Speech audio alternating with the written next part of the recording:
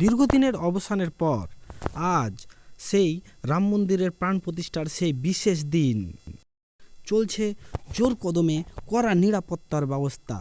রাম মন্দিরের সদর দরজাকে সাজিয়ে দেওয়া হয়েছে 7 রঙের ফুলে, যা মুগ্ধময় করেছে সেখানকার সমস্ত ভক্তবৃন্দর মনকে। সঙ্গে বিশেষভাবে জোর দেওয়া হয়েছে কড়া নিরাপত্তার ব্যবস্থাকে। দীর্ঘ কয়েকশো বছর পরে ভারতীয় হিন্দুদের স্বপ্ন পূরণ হতে চলেছে আজ। আজ শ্রী রামের সেই জন্মস্থানে সম্পূর্ণ হয়েছে সেই রাম মন্দির। আজ সেই প্রাণ প্রতিষ্ঠার বিশেষ দিন। দূর দূরান্ত থেকে উপস্থিত হয়েছেন ভক্তরা এই বিশেষ দিনে অযোধ্যা প্রাঙ্গণে। চলছে চেকিংয়ের বিশেষ ব্যবস্থা। মেতে উঠেছে গোটা অযোধ্যা ও অযোধ্যাবাসীরা আজকের এই প্রাণ প্রতিষ্ঠার বিশেষ দিনটিতে। পরিচয়পত্র ছাড়া রাম মন্দিরে প্রবেশ সম্পূর্ণভাবে নিষেধ জারি করা হয়েছে। ভক্তদের অসীম ভিড়কে রুখে দাঁড়াতে ছোটো মোটো সব রাস্তাকে ব্যারিকেডের সাহায্যে বন্ধ করে দেওয়া হয়েছে এবং পাস ছাড়া কাউকে ভিতরে ঢুকতে দেওয়া হচ্ছে না। এই সেই রাম মন্দিরের সদর দরজা, যেখানে উপস্থিত থাকবেন নরেন্দ্র দামোদর দাস মোদি।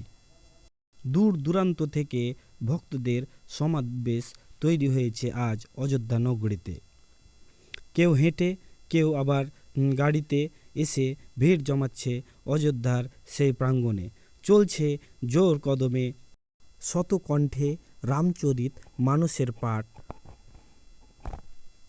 দেশের বিভিন্ন প্রান্ত থেকে উপস্থিত হয়েছেন রামভক্ত, যার কারণে অযোধ্যা আজকে অন্য রূপ গঠন করেছে।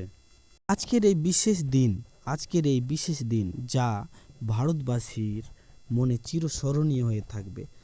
দীর্ঘদিন লড়াইয়ের পর, দীর্ঘ কষ্টের পর, দীর্ঘ বলিদানের পর আজকের সেই দিনটা, যে দিন রামের প্রাণ প্রতিষ্ঠা হবে অযোধ্যার মন্দিরে।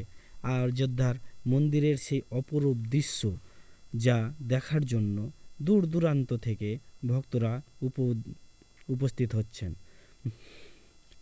এত কনকনে ঠান্ডায় স্নান সেরে তারা মন্দির প্রাঙ্গণে প্রবেশ করবে বলে তৈরি হচ্ছেন। আজকের এই বিশেষ দিনটিকে সত্যি ভারতবাসীর মনে চিরস্মরণীয় হয়ে থাকতেই হবে।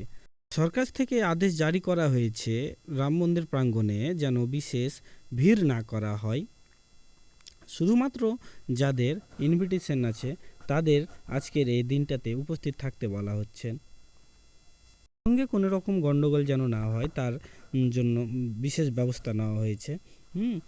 নিরাপত্তা বাহিনীদেরকে খুব সতর্কভাবে কাজ করতে বলা হয়েছে। এই সেই রাম মন্দিরের সদর দরজা, যেখানে আজকে প্রাণ প্রতিষ্ঠা হবে শ্রীরামের।